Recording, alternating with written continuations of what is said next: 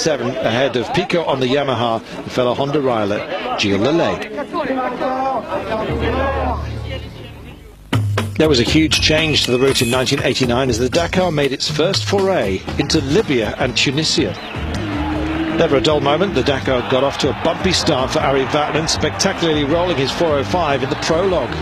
Fortunately, little damage to the car. He still finished that prologue 7th. Peder Hansel led the bike class.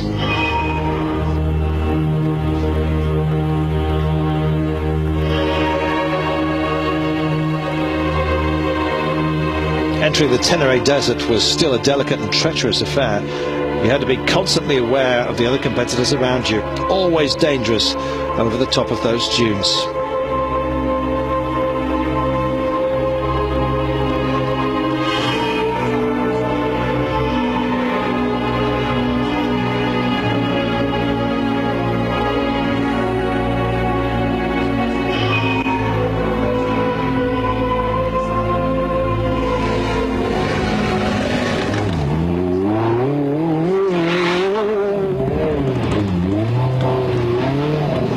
That's why you put your helmets on the top of the dune if you stop there.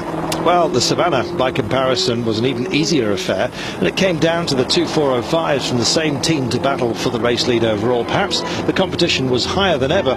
All pleasantries were disposed of, and the gloves were off as Vatanen and Ickx pushed their cars to the absolute limit. The other Peugeot drivers also found their limits.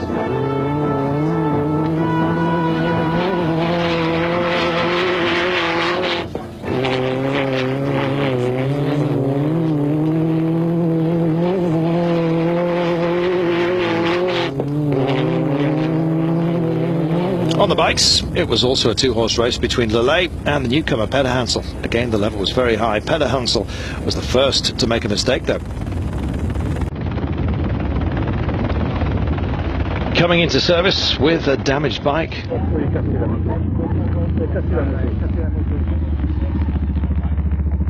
And he wanted to know who had arrived first. He was told Morales. Well,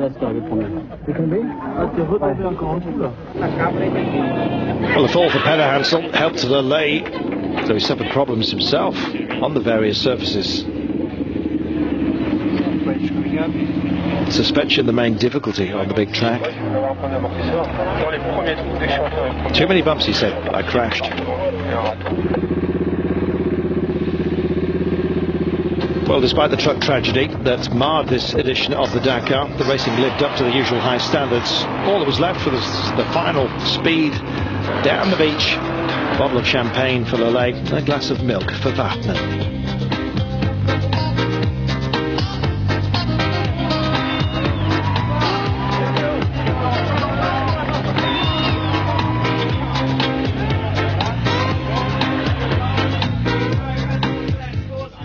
Well, not content with the challenges of Libya, the organisers took the decision in 1990 to pop into Chad for 2 days. Well, the first time the African legs began in Libya, coming in through Tripoli.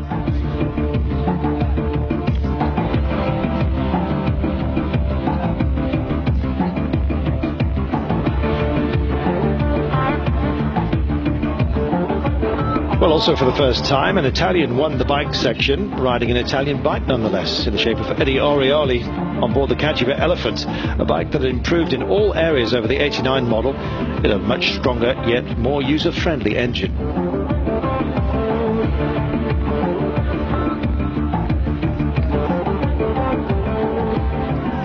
And while being serenaded at the bivouac, Jackie Ickx took the time to take a quick massage while he could. It was almost like being on holiday.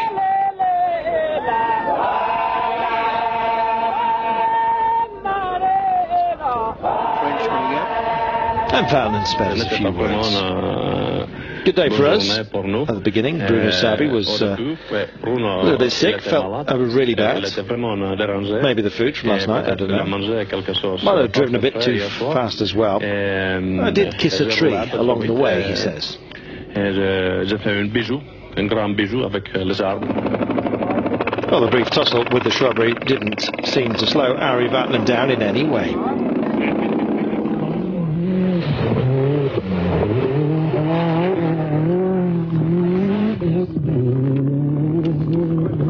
Disaster though for Peder Hansel. He ran out of petrol in the middle of Mauritania, said goodbye to the rally for that year.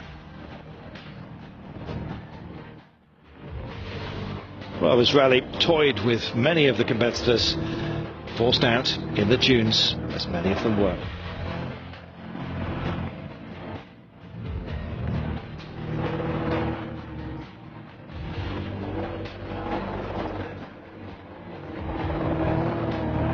One of the most memorable Dakar images ever, teammates circling each other like caged lions at the pass of the Nega. They were the lucky ones, others were still struggling in the sand.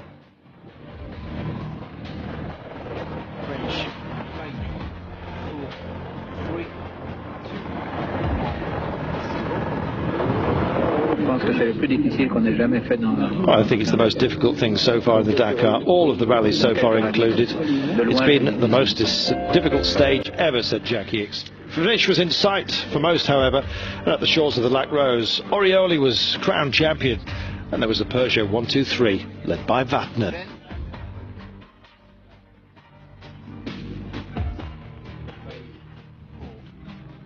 We'll have more for you after this break. The 13th edition of the Dakar was as tough on driver, rider and machines as ever. But the problems of the leaders and the trials of the privateers are part of Dakar legend. Without it, what would the Dakar be?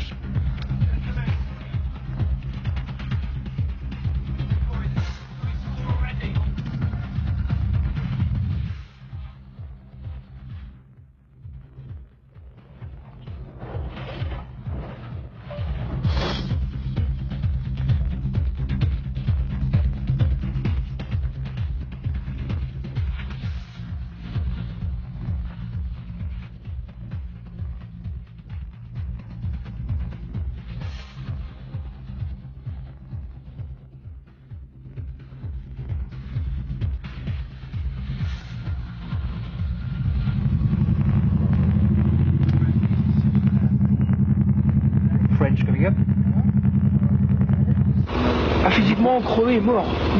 Physically, he says, I'm dead. Well, the spirit of the Dakar is timeless, but the equipment evolves at a pace. The gap between the leaders and the rest of the pack was growing as the major manufacturers employed more and more prototype equipment that had little or no relationship to road-going cars. As far as the bikes were concerned, they still retained a close link with production machinery.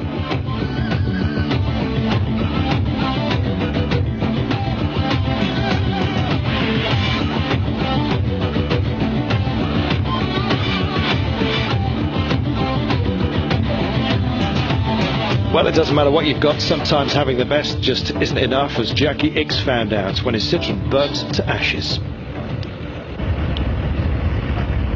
Once more, there were only two teams that could win it, the Works Mitsubishis and the Works Citroëns. But the key to this victory would be down to the navigation of the co-drivers.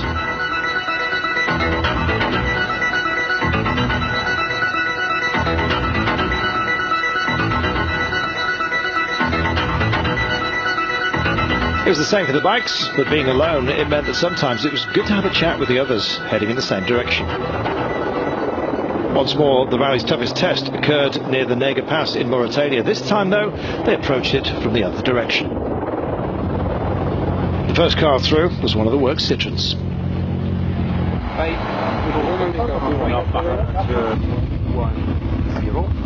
Well, from the starting point of the view, this Dakar was outstanding. We said it would be very hard, and it was very hard. And when you look at the general rankings of the cars, we have 5 marathon cars in the top 15. The same for the bikes.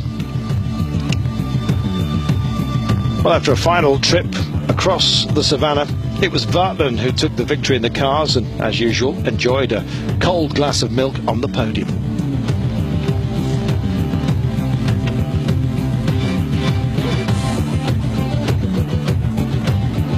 Kisses and champagne it was for Peder Hansel from his wife Corinne, as he took the first of 6 victories on 2 wheels. For 1992, it wasn't the Paris-Dakar, it was Paris to Cape Town.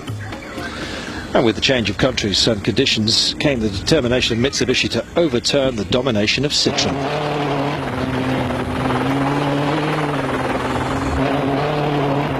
And another hoping to break the stranglehold on the rally by the manufacturers was a certain Jean-Louis Schlesser in a rather fetching pink two-wheel drive buggy.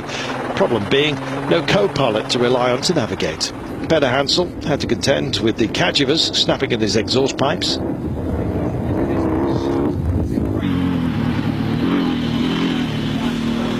For Mitsubishi, the hard work paid off as they took the first 3 places overall.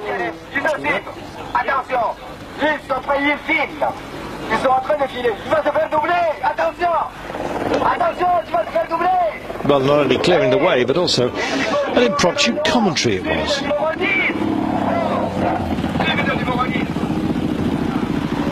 Peder Hansel was safely in the lead on the bikes. Single track roads in Central Africa meant there was little or no overtaking as a result. Yes, the rally lost some of its character that had been so prevalent in the desert.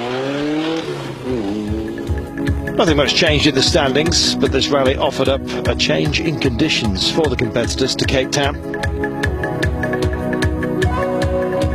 Some of the roads were later described as being too easy. Can you believe that?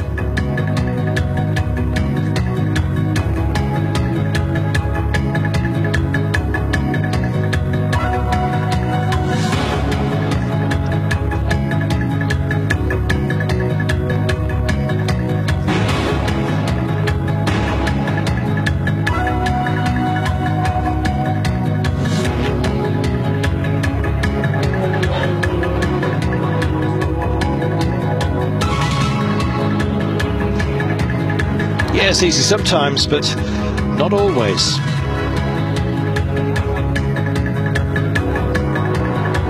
Well, perhaps it was a bit boring for some. They had to make their own entertainment.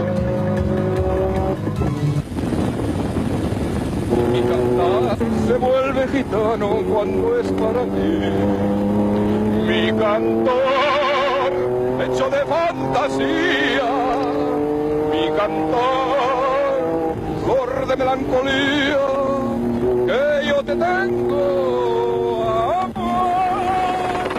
Well, despite the apparent ease, it was still possible to get lost, and Auriol was still pushing as he rolled once, but kept the lead over Weber, Erwin Weber of America. There was a very difficult junction, and Hubert took the wrong. He was also taking for 2 kilometers the wrong road. We turned and then we found the right way. So I don't know how long he is searching. It looked very German to me. In the last few days, Auriol was under pressure, but providing he had no mechanical troubles, he would make it to the Cape with his lead intact. Peder Hansel made it 2 in a row. But sad times once more they were. Gilles Lelay it was, that died in a freak accident with a medical vehicle on the liaison of stage 16. Once again the toll, reminding us just how dangerous it is out there.